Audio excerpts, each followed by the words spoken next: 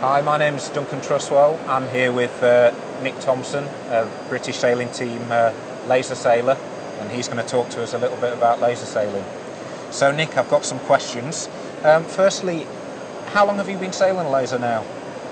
So I've been sailing a laser quite a while. I've done probably 3 Olympic cycles. So yeah, so certainly for a while. I came through laser radials and then progressed into laser standards at a later date. Excellent. So you're going to hopefully give us some top tips in a few minutes. Hopefully. So the laser, like a lot of people say, it's the kind of purest form of competition. Why, in your view, is it so popular? I think you're absolutely right. It's the most simple class out there pretty much, which means that all the racing's so close. You know that you can pick up a laser at any club, jump in, and you're probably going to be competitive with a boat that you get given at the World Championships. And that really makes it all about what the sailor does on the water, and less so about how much money you spend and how much time you put into the boat off the water.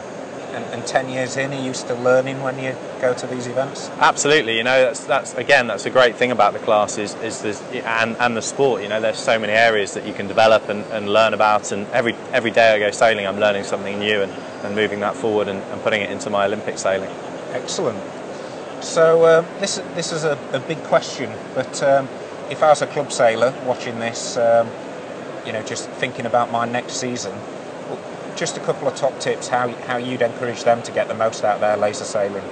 Yeah, it's kind of the golden nugget you're looking for, really. Yeah. So a couple of things, really. I mean, the first is pretty obvious, is trying to spend as much time on the water being productive as possible. Just going out on the water and kind of sailing around in circles isn't really going to progress you forward if you're looking at racing. So trying to get a group of you together, get organised. There's always people at your club sailing lasers. Try and go on the water at the same time and practice together, and then work on the things that you see that the top guys doing. Watch some videos of the medal races on YouTube, things like that, and watch those guys, see what they do, and try and do it yourself.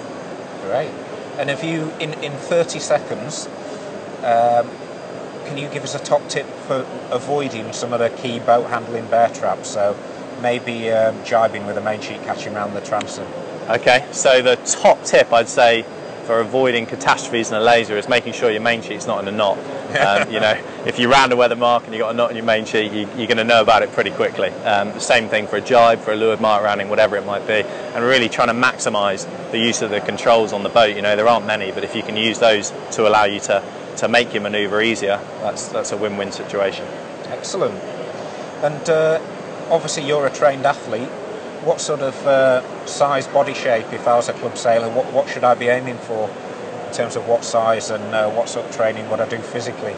Yeah, so the laser's a very physical class. The laser and the fin are 2 very physical hiking classes. For your laser, you're probably looking to be roughly around 80 kilos. The taller the better, pretty much, if you can get under the boom. So, for myself, I'm just about 6 foot and weighing in at 80 kilos. And in terms of training, it's a lot of aerobic training and a lot of strength training also to hold yourself in that hiking position for as long as you can. And would you, you see a lot of people sailing their laser with some fairly sketchy technique, if I'm honest. Would you advocate, trying to sort of hike,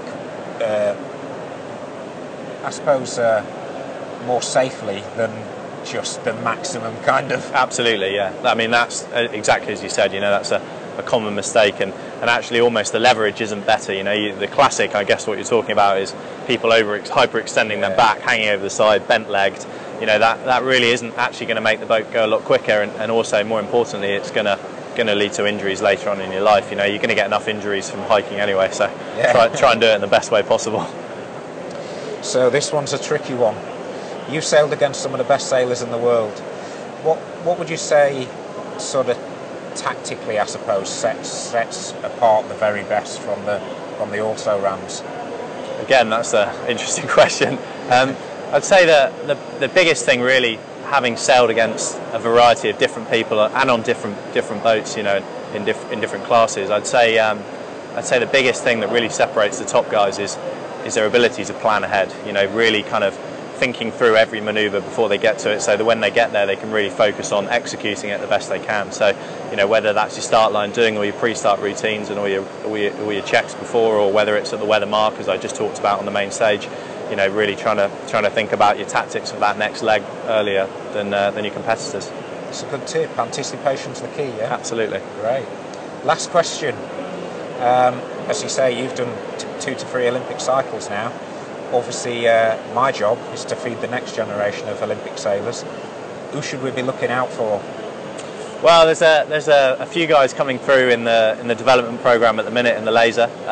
In terms of the youth side, I know there's a lot of guys who are coming through at the moment. You're obviously doing a pretty good job, so they'll be pushing on the development sailors who are pushing on myself, and to name one would be a bit unfair because there's quite a few at the moment who are looking pretty good. That's what I hoped you'd say. Absolutely.